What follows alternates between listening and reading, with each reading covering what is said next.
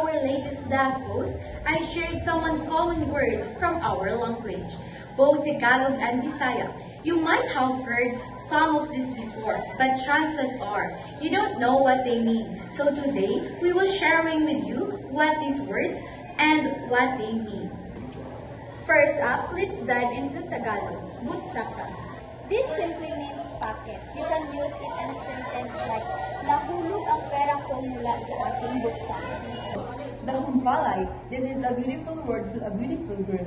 So if you see a lovely lady, you can say, ang dalaga ay isang dahumpalay.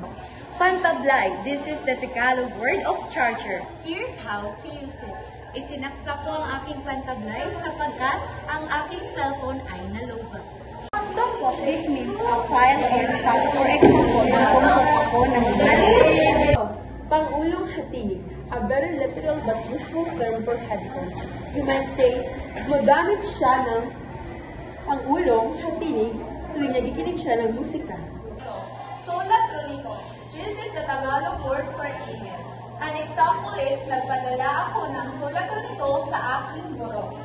Halukip-kip. This describes someone with their arms crossed over with Kaupo lang siya, halukip-kip ang mga braso.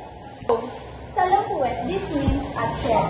So you could say, nakaupo ako at nagsasabi. But loud. This word means car or automobile. But loud. This word means car or automobile.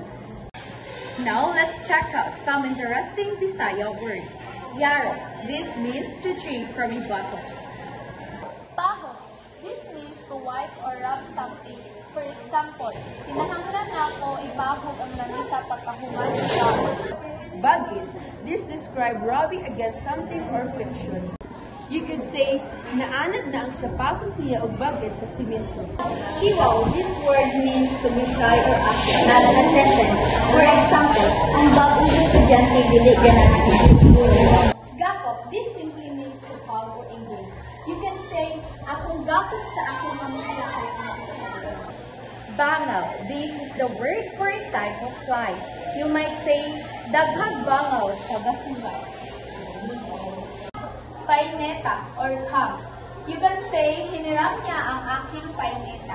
And there you have it, some uncommon words that you can now add to your vocabulary. Thank you for watching, guys. I hope you learned something today.